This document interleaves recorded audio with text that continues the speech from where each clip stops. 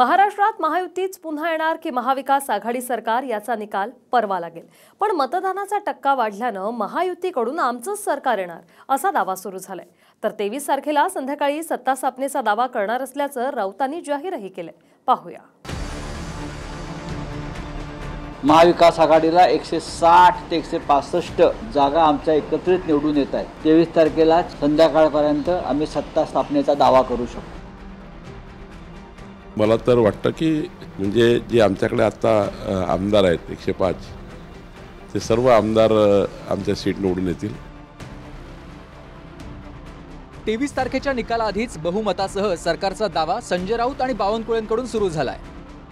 महाविकास आघाडीच्या 160 ते 165 जागा येणार आहेत आणि 23 तारखेला संध्याकाळीच सत्ता स्थापनेचा दावा करणार असं संजय राऊत म्हणाले। त्याआधी TV9 रिपोर्टरचा एक्झिट पोल नेमका काय आहे तेही पाहूयात। महायुतीला 129 ते 139 जागा, महाविकास आघाडीला 136 ते 145 जागा आणि इतरांना 13 ते 23 जागा मिळण्याचा अंदाज आहे। महाविकास आघाडी महाराष्ट्रात 26 तारखेला सत्तेवर येते। 23 ला निकाल लागतील, 26 ला सरकार स्थापन करू। 23 तारखेलाच संध्याकाळपर्यंत आम्ही सत्ता स्थापनेचा दावा करू शकतो। महाविकास आघाडीला 160 ते 165 जागा आमच्या एकत्रित निवडून येत आहेत। निवडणुकीत महाविकास आघाडीचं सरकार येईल आणि मतदानाचा कोणी तसाच आहे। महाराष्ट्र सरकार महाविकास आघाडीचं पण एवढंच आहे। सर, युतीचे काही एक्झिट पोल दाखवायले की युती सरकार बनवणार, जाऊ दे त्यांचं काही दाखवू द्या, आखरी महाविकास आघाडीचं सरकार आहे।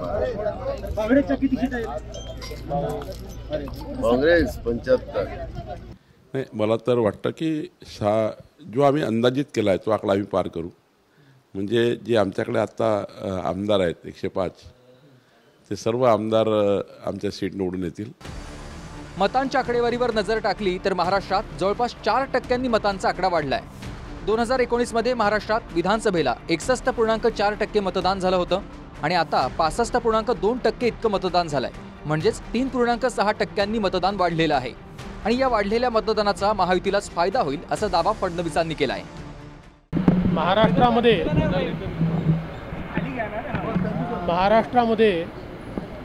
मतदान वाढलेलं आहे, टक्केवारी वाढलेली आहे।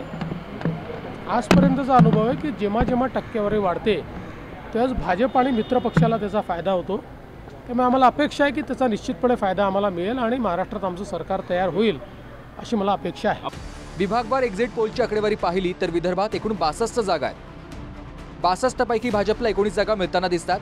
2019 मध्ये भाजपला 29 जागा मिळालेल्या होत्या। मात्र एक्झिट पोलनुसार भाजपला 10 जागांचं नुकसान होताना दिसतंय। शिंदेंच्या शिवसेनेला 2, अजित पवारांच्या राष्ट्रवादीचे 4 आमदार येऊ शकतात। तर काँग्रेस विदर्भात 25 आमदारांसह मोठा पक्ष होऊ शकतो। ठाकरेंच्या शिवसेनेला 5 आणि शरद पवारांच्या राष्ट्रवादीचे 4 आमदार येऊ शकतात। इतरांचा विचार केला तर प्रहार 1, राणांच्या युवा स्वाभिमानचा 1 आणि वंचितला 1 जागा मिळू शकते। विदर्भानंतर मराठवाड्यात येऊयात। जरांगे फॅक्टरचा परिणाम मराठवाड्यात दिसू शकतो। मराठवाड्यामध्ये एकूण 46 जागा आहेत। भाजपला 8 जागा मिळताना दिसतात। 2019 मध्ये भाजपला 16 जागा मिळाल्या होत्या। इथं भाजपला 8 जागांचं नुकसान होताना दिसतंय। शिंदेंच्या शिवसेनेला 5 जागा आणि अजित पवारांच्या राष्ट्रवादीचेही 5 आमदार येतील अशी शक्यता आहे। काँग्रेस 8, ठाकरेंच्या शिवसेनेला 10 आणि शरद पवारांच्या राष्ट्रवादीला 9 तसंच इतर 1 अशी ही आकडेवारी आहे। पश्चिम महाराष्ट्रात भाजप आणि शरद पवारांच्या राष्ट्रवादीत स्पर्धा आहे। इथे एकूण 58 आमदारांपैकी भाजप 15, शिंदेंच्या शिवसेनेला 4, अजित पवारांच्या राष्ट्रवादीचे 6 आमदार जिंकू शकतात।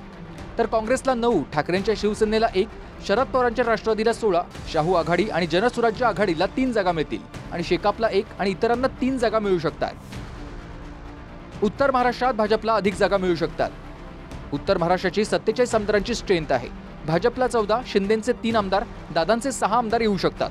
तर काँग्रेस 4, ठाकरेंच्या शिवसेनेचे 8, शरद पवारांच्या राष्ट्रवादीचेही 8 आणि इतरांना 4 जागा मिळू शकतात। कोकणात 39 जागा आहेत। एक्झिट पोलनुसार भाजपला 10 जागाच मिळताना दिसतात।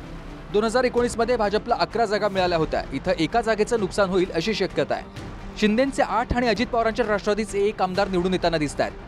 काँग्रेस 0, ठाकरे 7, शरद पवारांना 6 जागा मिळू शकतात। मनसे 1, शेकाप 1, समाजवादी पार्टीला 1 जागा मिळू शकते। तर बहुजन विकास आघाडीचे 3 आमदार आणि इतरांचा 1 आमदार निवडून येऊ शकतो. मुंबईचा कौल निर्णायक ठरणार आहे. शिवसेना फुटल्यानंतर खरी शिवसेना कुणाची याचा फैसला मुंबईकरांनी मतदानाद्वारे केलेला आहे. एक्झिट पोलनुसार भाजपचे 14 आमदार येताना दिसतात. 2019 मध्ये 16 आमदार आलेले होते, म्हणजेच 2 आमदारांचं नुकसान होताना दिसतंय. शिंदे 3, अजित पवारांच्या राष्ट्रवादीला 1 जागा मिळताना दिसते. काँग्रेस 4, ठाकरेंच्या शिवसेनेला 13 जागा मिळू शकतात. शरद पवारांच्या राष्ट्रवादीचं खातं उघडताना दिसत नाहीये, तर समाजवादी पार्टीला 1 जागा मिळू शकते. आम्ही TV9चा अभिनंदन करतो की कमीत कमी त्यांनी सत्य काय ते सांगितलं. बाकी मी एक्झिट पोलवर मी टीव्हीच फक्त TV9 बघतो, कारण काल वेळ पण मिळाला नाही मला बघायला. हे तर माझ्या पोरीने मला सांगितलं.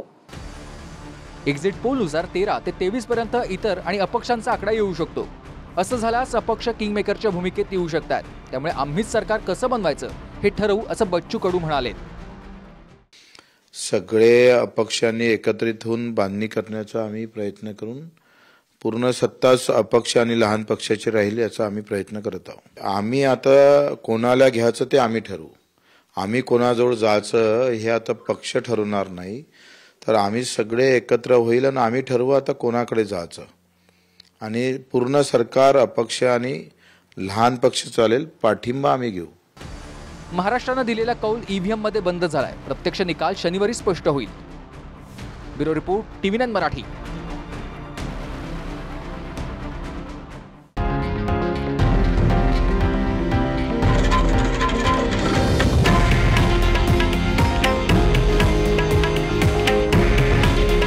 हे आहे देशातील नंबर 1 न्यूज नेटवर्क आणि आपण पाहत आहात TV9 मराठी.